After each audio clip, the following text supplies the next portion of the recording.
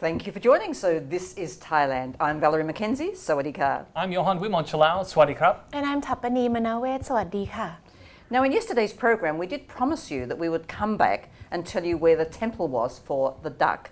Now, if you refer to the MFS paper, which was on last Friday, you'll be able to get the full story. All we can tell you at this stage is at a temple in Surin, and maybe the Tourist Authority of Thailand could tell you if they're in Surin. In Bangkok, they're not quite sure, but it would not be nice to go and have a look anyway.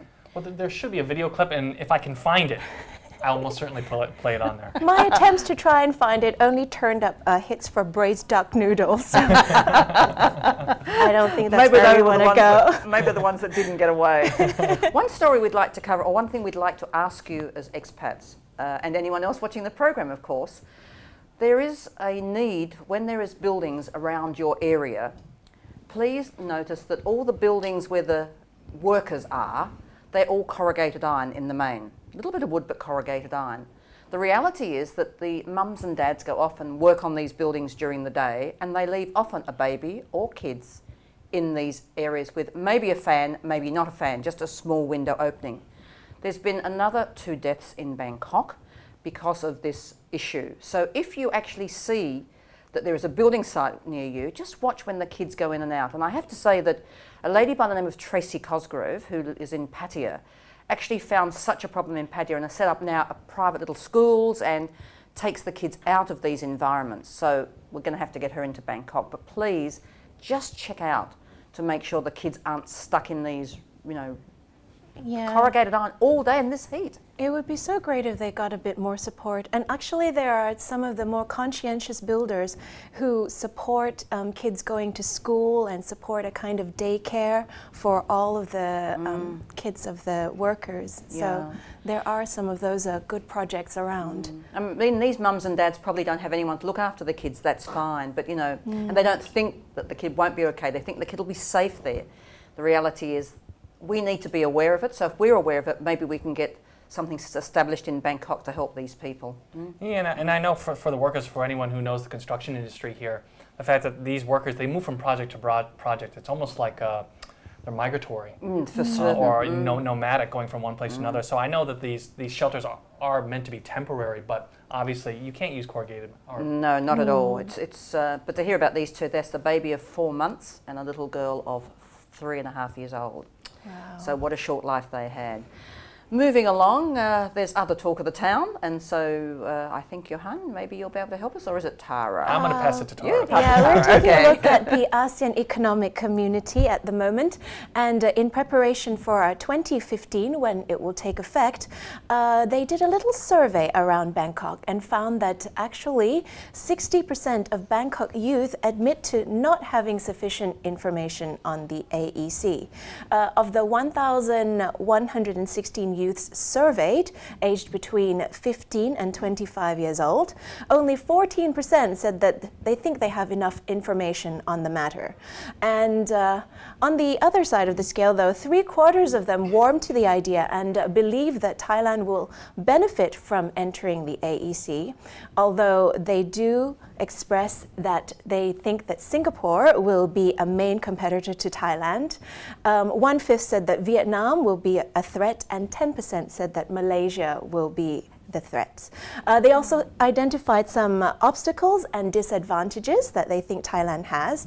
29% said that they think the political conflict will give us a disadvantage, and 26% said that our language skills are not good enough, and said that they want the government to support teaching English for communication, and they also want a better curriculum and educational opportunities. So very interesting. Well, certainly, in fact, it's interesting that they would actually put Singapore ahead. I actually think our biggest threat will be Vietnam. I really do. I think that we have a lot of similarities, but they have been focusing for a long time on the language, English language. Don't forget, already they speak French, Russian, apart from their local language. They actually have really put an effort into English language, and of course they run as not a democratic society, which means that their political situation is stable, let's say, at the moment. So I think that for me, I'd put Vietnam first. What about you, Johan? I mean, if you're looking at someone who's on the same on a similar playing field as Thailand is absolutely Vietnam. You know, obviously places like Singapore, they're in another class. I mean, and Malaysia also. I kind of think that Singapore is light years ahead in terms of they have a tri-language as a first language, and the link into China. Yes. You know, a very strong link with the Chinese language. So, but anyway, it pointed out some of the fears and some of the optimism. So, well, you know, it's kind of surprising that many students didn't feel they had enough information, because you would think you'd be pushing, especially with the English curriculum, that they would be getting exposed to that. Right. And it's not something you can start a year before it gets implemented. You know, AEC comes here. You have to give these students time to be able to acclimate and be able to gain these skills as well in the future. So, but you know what? If someone said to you as a student, "So, how important is the AEC to you?" What you'd say is, "What's in it for me?" So the reality is, I think that the government or the ASEAN community or whoever it is needs to say, "Look, guys, for the younger people, this is what are the benefits for you," because they're not saying that right now. Well, yeah, it's kind of weird that these people are going to be the ones that, you know, will have a lifetime ahead of them being affected by these so-called changes, and at the moment they're feeling quite lost and quite scared. Nothing in it for me, they say. Nothing in it for me. Well, moving right along to the next story. It's a story we had actually covered before. Valerie actually introduced it, looking at a pier in Koh Samet that was constructed, and after much of the construction had already been done, that's when one of the government agencies came in, the National Parks Department, and said, oh, what's going on here? We never approved this pier, and they halted construction. The process, the argument is still continuing, as every government agency, which is kind of responsible for a little bit of this and a little bit of that, is saying that, no, we have jurisdiction, or you can't do it because of this. So the National Parks Department, because it's actually being built within a wetlands area, says, this is our land, you never seek permission from us to build on this area, stop doing it.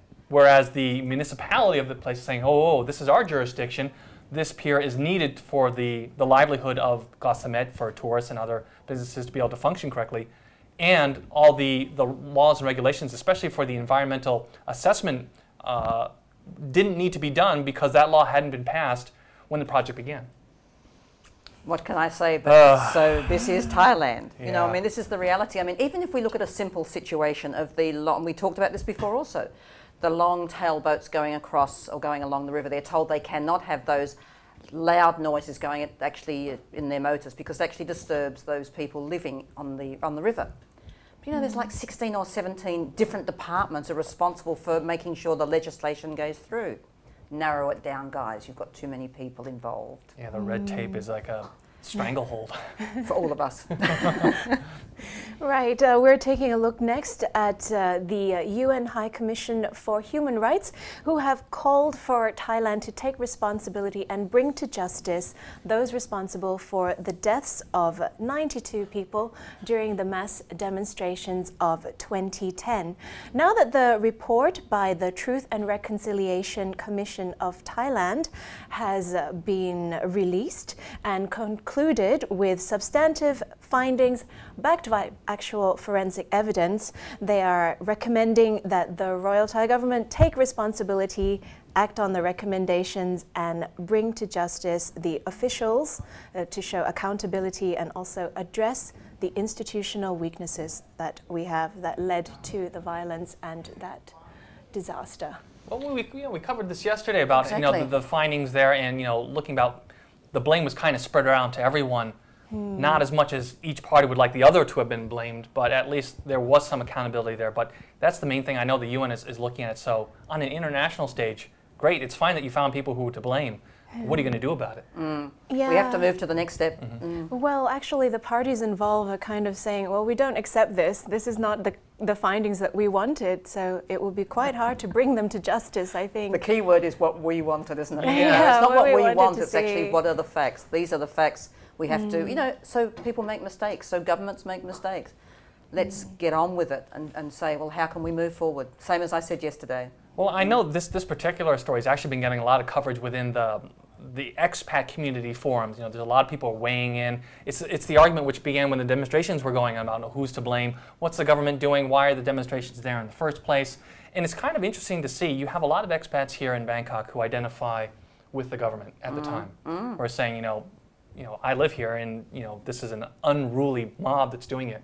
then you actually had a lot of expats out there who live in the provinces where a lot of the red shirt supporters also reside in. And so they were more likely to side with them, saying, well, you don't understand what's going on about the restrictions that they have in the area. In the disparity in the economics between the city and those outer-laying areas. So it's interesting to see the arguments, but set aside, arguments are good and everything, but you got to have some rule of law there.